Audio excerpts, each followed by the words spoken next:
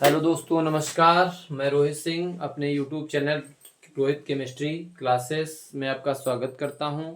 और हम लोग क्लास 10th केमिस्ट्री में पहला चैप्टर जो है रासायनिक अभिक्रियाएं एवं समीकरण चैप्टर से जो इम्पोर्टेंट क्वेश्चन पूछे जाते हैं वो हम यहाँ पर सॉल्व करा रहे हैं। उसमें हमने पिछले वीडियो में हमने आपको रासायनिक अभिक्रिया क्या होती है और रासायनिक अभिक्रिया के कुछ प्रकार बताए थे, जिसमें हमने आपको संयोजन या योगात्मक या इसी को संकलन अभिक्रिया कहते हैं ये बताया था आपको। वियोजन अभिक्रिया बताई थी। वियोजन अभिक्रिया के 3 प्रकार हमने बताए थे, ऊष्मीय वियोजन, विद्युत अपघटन और प्रकाश वियोजन अपघटन वियोजन उसमें। और अगला हमने फिर आपको बताया था विस्थापन अभिक्रिया, जिसको डिस्प्लेसमेंट रिएक्शन बोलते हैं। और अगली बताई थी हमने द्विविस्थापन अभिक्रिया, डबल डिस्प्लेसमेंट रिएक्शन। ठीक है, उसी क्रम में अगली जो रिएक्शन हम लोग देखेंगे उसी क्रम में उसी वीडियो के आगे कंटिन्यू करेंगे, लिखेंगे, नोट्स बनाएंगे, देखेंगे हम लोग अपचयन अभिक्रिया।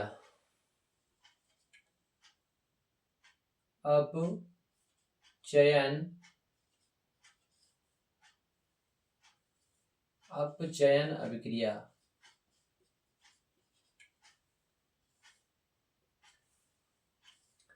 हम लोग देखेंगे अपचयन अभिक्रिया। अपचयन अभिक्रिया हमारी वे अभिक्रियाएं होती हैं, ऐसी अभिक्रियाएं जिनमें हाइड्रोजन का योग हो, हाइड्रोजन जुड़े और ऑक्सीजन परमाणु का क्या हो, ह्रास हो। ऑक्सीजन परमाणु का क्या हो, ह्रास हो, या ऑक्सीजन परमाणु में कमी आए और हाइड्रोजन जुड़े, हाइड्रोजन का योग हो, ऑक्सीजन परमाणु में ह्रास हो, तो ऐसी अभिक्रियाएं अपचयन अभिक्रियाएं कहलाती हैं। इसमें हम लोग देखेंगे वह अभिक्रिया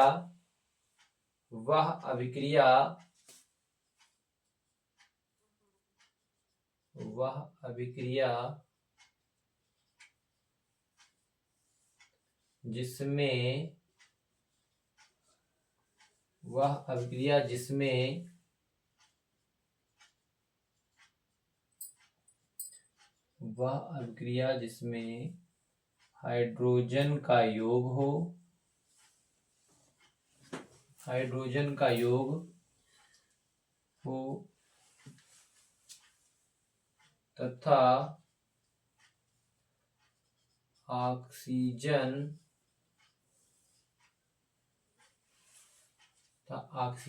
का ह्रास कमी ह्रास हो, अपचयन अभिक्रिया कहलाती है। अपचयन अभिक्रिया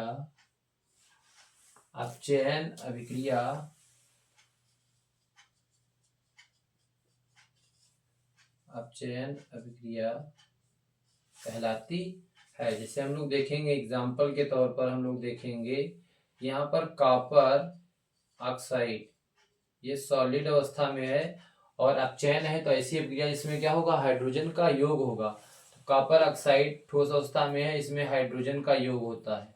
हाइड्रोजन क्या है, गैस है और हाइड्रोजन का योग होगा, तो यहाँ पर क्या बनेगा, देखिए कॉपर जो होगा, कॉपर अवक्षेप के रूप में प्राप्त होगा और यहाँ बन जाएगा H2O, बन जाएगा H2O। ठीक है, इस तरह से ये कॉपर यहाँ पर सॉलिड स्टेट में ही रहेगा और ये लिक्विड फॉर्म में। तो इस तरह से अपचयन अभिक्रिया हम लोग देखेंगे वह अभिक्रिया जिसमें हाइड्रोजन का योग हो। तो आप लोग देख रहे हैं इस अभिक्रिया में हाइड्रोजन का योग हो रहा है, किसमें, कॉपर ऑक्साइड में। ये CuO क्या है, कॉपर ऑक्साइड है, क्या है, कॉपर ऑक्साइड है। कॉपर ऑक्साइड में हाइड्रोजन का योग हो रहा है और इधर देखिए ऑक्सीजन का क्या हो रहा है, ह्रास हो रहा है। तो ये जो रिएक्शन है क्या है, अपचयन अभिक्रिया कहलाती है। अगली रिएक्शन हम लोग देखेंगे इसी में उपचयन या ऑक्सीकरण अभिक्रिया। उपचयन या ऑक्सीकरण अभिक्रिया, उपचयन या ऑक्सीकरण अभिक्रिया। उपचयन या ऑक्सीकरण दोनों एक ही चीजें हैं। उपचयन का मतलब ऑक्सीकरण ही होता है, उपचयन या ऑक्सीकरण अभिक्रिया तो वह अभिक्रिया जिसमें ऑक्सीजन का योग हो, हाइड्रोजन का ह्रास हो। सेम रिएक्शन जैसे ऊपर हमने लिखा है अपचयन रिएक्शन, वैसे उपचयन रिएक्शन सेम होती है, बस उल्टा हो जाती है लैंग्वेज भाषा इसकी। वह अभिक्रिया, वह साथ में लिखते जाएंगे, वह अभिक्रिया जिसमें, वह अभिक्रिया जिसमें, वह अभिक्रिया जिसमें ऑक्सीजन का योग हो, वह अभिक्रिया जिसमें ऑक्सीजन का योग हो, वह अभिक्रिया जिसमें ऑक्सीजन का योग हो या ऑक्सीजन का योग हो या हाइड्रोजन, ऑक्सीजन का योग हो या हाइड्रोजन का ह्रास हो। ह्रास मतलब कमी, हाइड्रोजन का ह्रास हो, ऑक्सीकरण अभिक्रिया कहलाती है।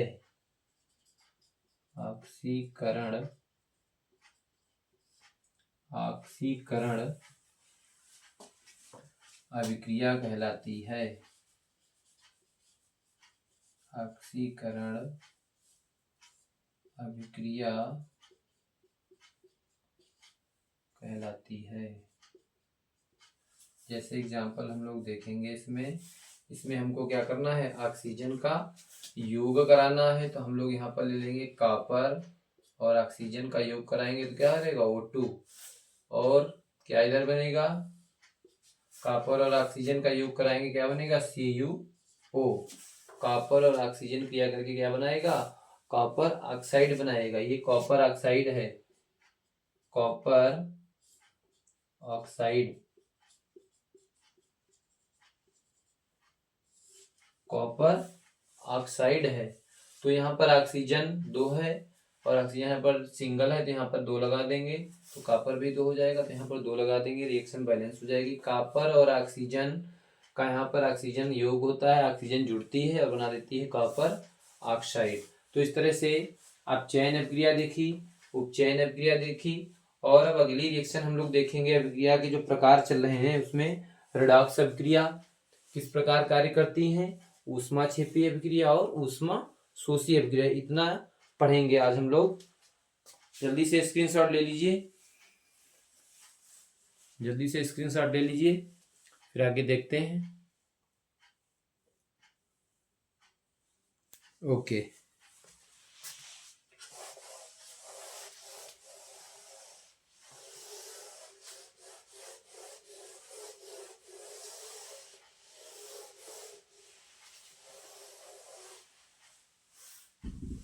रिएक्शन हम लोग देखेंगे रेडॉक्स अभिक्रिया। रेडॉक्स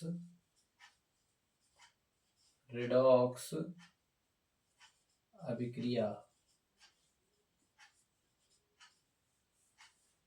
रेडॉक्स अभिक्रिया, रेडॉक्स अभिक्रिया वह अभिक्रिया होती हैं जिनमें एक अभिकारक का अपचयन होता है तो दूसरे अभिकारक का ऑक्सीकरण होता है। दोनों साथ साथ चलती हैं। ऑक्सीकरण और अपचयन प्रक्रिया जो होती है, दोनों अभिक्रियाएं जो होती हैं साथ साथ चलती हैं। ये अर्ध अभिक्रियाएं होती हैं। क्या होती हैं, अर्ध अभिक्रियाएं। ऑक्सीकरण और अपचयन दोनों साथ साथ चलती हैं, तो ऐसी अभिक्रिया को हम लोग कहते हैं रेडॉक्स अभिक्रिया। इसमें लिखेंगे हम लोग बहुत आसान भाषा में, वह अभिक्रिया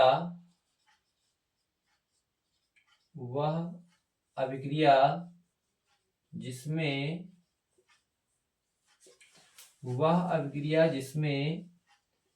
एक अभिकारक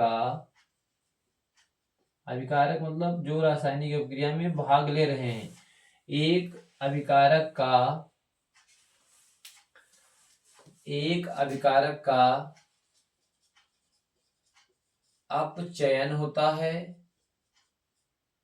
एक अभिकारक का अपचयन होता है तो दूसरे अभिकारक का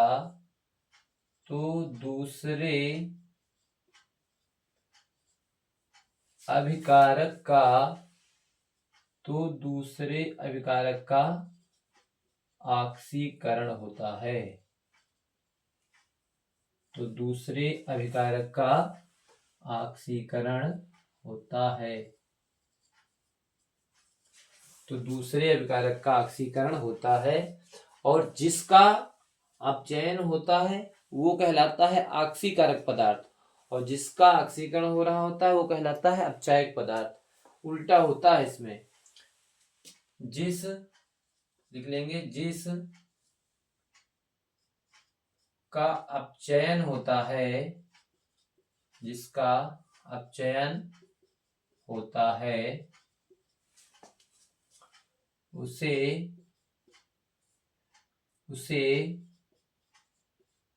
ऑक्सीकारक पदार्थ, जबकि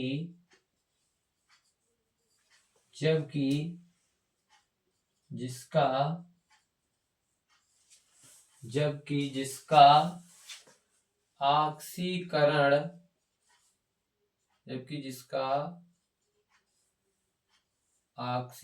होता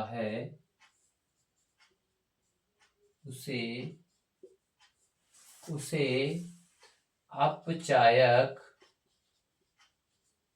उसे अपचायक पदार्थ कहते हैं। बहुत ही आसान भाषा में हमने आपको बताया है कि ऐसी अभिक्रियाएं जिनमें ऑक्सीकरण और अपचयन साथ साथ चलता है रिडॉक्स अभिक्रिया कहलाती हैं, और जिस पदार्थ का अपचयन होता है उसे ऑक्सीकारक पदार्थ कहते हैं और जिसका ऑक्सीकरण होता है उसे अपचायक पदार्थ कहते हैं। तो ठीक है, एग्जाम्पल इसमें हम लोग देखेंगे कि जैसे CuO copper oxide plus H2, copper oxide plus H2।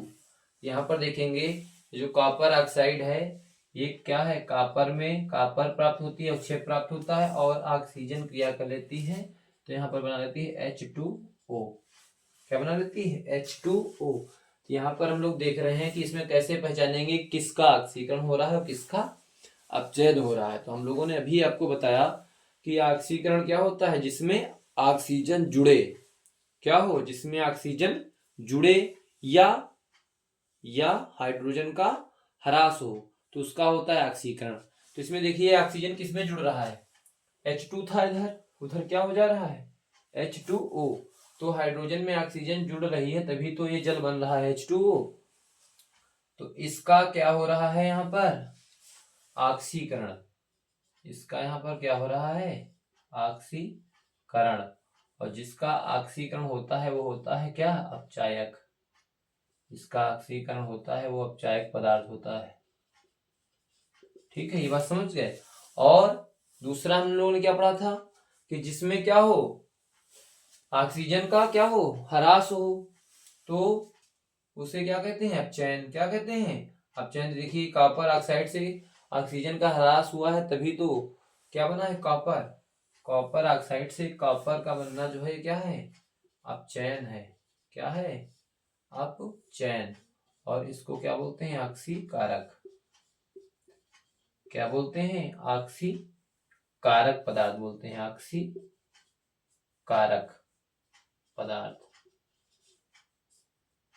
मतलब जिसका अपचयन हो रहा है उसको ऑक्सीकारक पदार्थ बोलते हैं, जिसका ऑक्सीकरण हो रहा है उसको अपचायक पदार्थ बोलते हैं।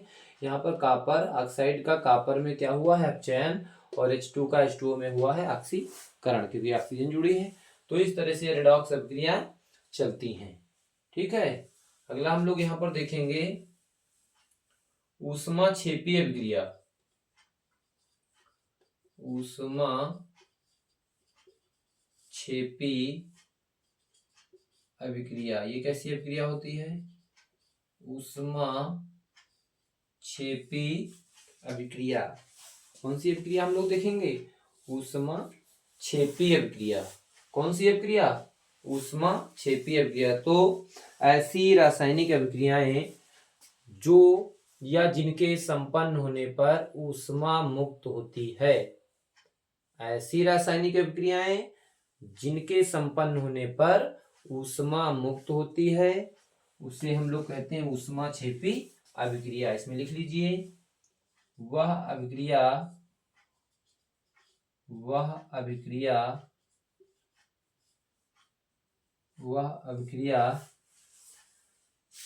जिसके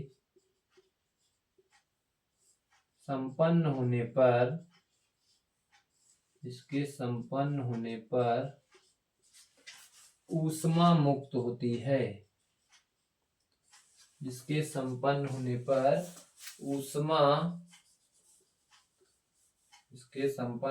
पर ऊष्मा मुक्त होती है। ऊष्मा क्षेपी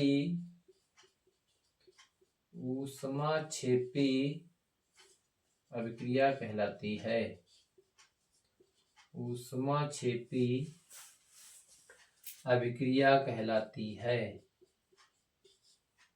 ऊष्मा क्षेपी अभिक्रिया कहलाती है। बहुत आसान सी रिएक्शन है। ऊष्मा क्षेपी, क्षेपी का मतलब क्षेपण होना। क्या होना? क्षेपण होना, प्राप्त होना, बाहर निकलना। क्षेपण होना, बाहर निकलना। ऊष्मा बाहर निकलती है, ऊष्मा मुक्त होती है। तो ऐसी रिएक्शन को हम लोग कहते हैं ऊष्मा क्षेपी अभिक्रिया। यहाँ पर एग्जाम्पल हम लोग देखेंगे ऊष्मा क्षेपी अभिक्रिया का। मेथेन ले लेंगे हम लोग। मेथेन आपको पता है गैस होती है। और क्या ले लेंगे हम लोग? ऑक्सीजन। क्या ले लेंगे? ऑक्सीजन। तो यहाँ पर क्या बनेगा? मेथेन और ऑक्सीजन आपस में क्रिया करके कार्बन डाइऑक्साइड, ये भी आपको पता है क्या होती है? गैस। और यहाँ पर जो जल प्राप्त होगा वो भी क्या प्राप्त होगा? गैसीय अवस्था में, यानी कि वाष्प के रूप में। और प्लस ऊष्मा मुक्त होती है। ठीक है। मेथेन और ऑक्सीजन आपस में क्रिया करके कार्बन डाइऑक्साइड गैस और H2O गैसीय रूप में, यानी कि वाष्प के रूप में, भाप के रूप में प्राप्त होता है। और ऊष्मा क्या होती है? निकल रही। देख लीजिए, अगर कोई चीज इधर जुड़ती है तो वो जुड़ती है, इधर निकलती है तो उत्पाद के रूप में प्राप्त होती है, यानी कि ऊर्जा वहां पर ऊष्मा क्या हो रही? मुक्त हो रही है। ठीक है, नोट कर लीजिए, इतना जल्दी से स्क्रीनशॉट लीजिए। फिर हम लोग ऊष्मा शोषी अभिक्रिया देखते हैं। स्क्रीनशॉट लीजिए जल्दी से। ओके, बोर्ड छोटा है, स्पेस कम है, नीचे लिखने पे दिखता नहीं है। तो जो है आप लोग स्क्रीनशॉट ले लिया करिए, टाइम पाते ही, मौका पाते ही। फिर आगे हम लोग देखेंगे। यहाँ पर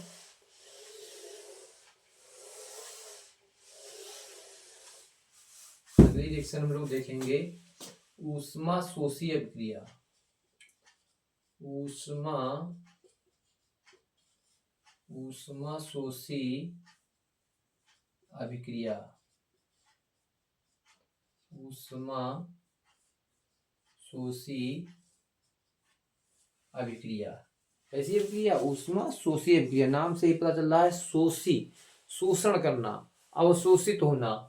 ऐसी रासायनिक अभिक्रियाएं जिनमें ऊष्मा का क्या होता है? अवशोषण होता है।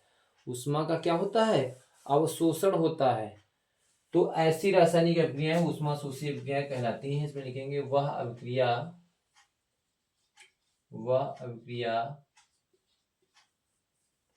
जिसके संपन्न होने के लिए, वह रासायनिक अभिक्रिया जिसके संपन्न होने के लिए,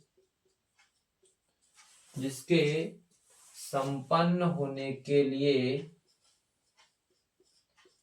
जिसके संपन्न होने के लिए ऊष्मा की आवश्यकता होती है। ऊष्मा की, कुछ भी रटना नहीं है, सब कुछ समझना है। ऊष्मा की आवश्यकता होती है, ऊष्मा शोषी अभिक्रिया कहलाती है।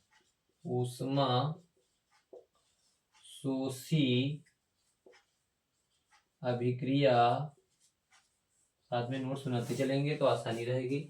ऊष्मा शोषी अभिक्रिया कहलाती हैं। ऊष्मा शोषी अभिक्रिया कहलाती है।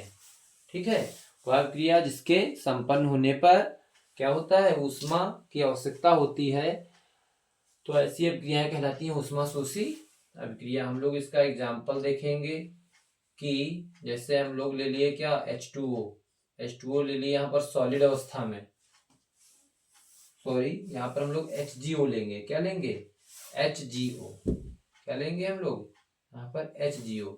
मर्क्यूरिक ऑक्साइड लेते हैं हम लोग यहाँ पर, और इसमें ऊष्मा की आवश्यकता होगी क्योंकि ये रिएक्शन कैसी है, ऊष्मा शोषी।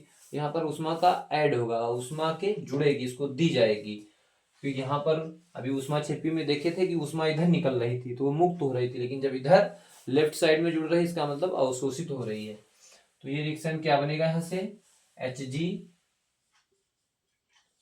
और ऑक्सीजन गैस है। तो जब ऑक्सीजन 2, इसका मतलब यहाँ 2 लग जाएगा, तो यहाँ पर भी क्या लग जाएगा, 2Ag। क्या लग जाएगा, 2Ag। तो यहाँ पर ये मरकरी जो है लिक्विड अवस्था में है और ये गैस है, ऑक्सीजन क्या है, गैस। तो यहाँ पर मरकरी प्राप्त होती है और ये ऑक्सीजन। ठीक है, तो मर्क्यूरिक ऑक्साइड, इसका नाम लिख लेंगे, मर्क्यूरिक ऑक्साइड है ये। क्या है, मर्क्यूरिक ऑक्साइड।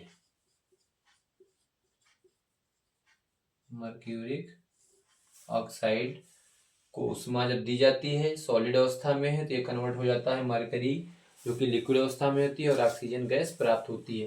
तो इस तरह से हम लोगों ने पिछले वीडियो में और आज हम लोगों ने रासायनिक अभिक्रिया क्या होती है ये जाना, और उसके प्रकार जाने। प्रकार में एक बार आपको हम फिर से याद दिला दें, कौन कौन से प्रकार। पहला प्रकार हम लोगों ने पढ़ा था कौन सा, संयोजन या योगात्मक या संकलन अभिक्रिया।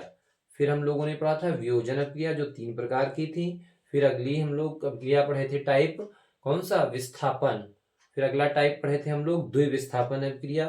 फिर हम लोग अपचयन अभिक्रिया, उपचयन या ऑक्सीकरण अभिक्रिया, रेडॉक्स अभिक्रिया, और ऊष्मा क्षेपी अभिक्रिया और ऊष्मा शोषी अभिक्रिया। तो इस तरह से रासायनिक अभिक्रिया क्या होती हैं, क्या उनके प्रकार हैं। आपसे कभी कभी ये लॉन्ग आंसर में भी पूछा जाता है, या अलग अलग करके क्वेश्चन इस शार्ट में पूछे जाते हैं कि ऊष्मा शोषी अभिक्रिया क्या है, उदाहरण से स्पष्ट कीजिए, या ऊष्मा क्षेपी अभिक्रिया क्या है, उदाहरण से स्पष्ट कीजिए, या वियोजन अभिक्रिया क्या है, या विस्थापन अभिक्रिया क्या है, या योगात्मक अभिक्रिया क्या है, कुछ भी। तो इसलिए आपको हमने अभिक्रिया और उसके प्रकार बता दिए। और अगला वीडियो हम लोग फिर एक अच्छे टॉपिक पर लेकर के आएंगे, जो आपके बोर्ड एग्जाम 2025 के लिए बहुत ही महत्वपूर्ण होगा। हमारे चैनल को लाइक कर दीजिए, चैनल को सब्सक्राइब कर लीजिए, और अपने दोस्तों को लिंक जरूर शेयर किया करिए। आप भी पढ़ें और आपके दोस्त भी पढ़ें, ठीक है, ये आपकी जिम्मेदारी है। और जैसा वीडियो आपको लगे कमेंट करके जरूर बताया करिए, जिससे हम आपके साथ दुगनी ऊर्जा के साथ वीडियो फिर से लेकर आएँ। Thank you for watching this video. नमस्कार।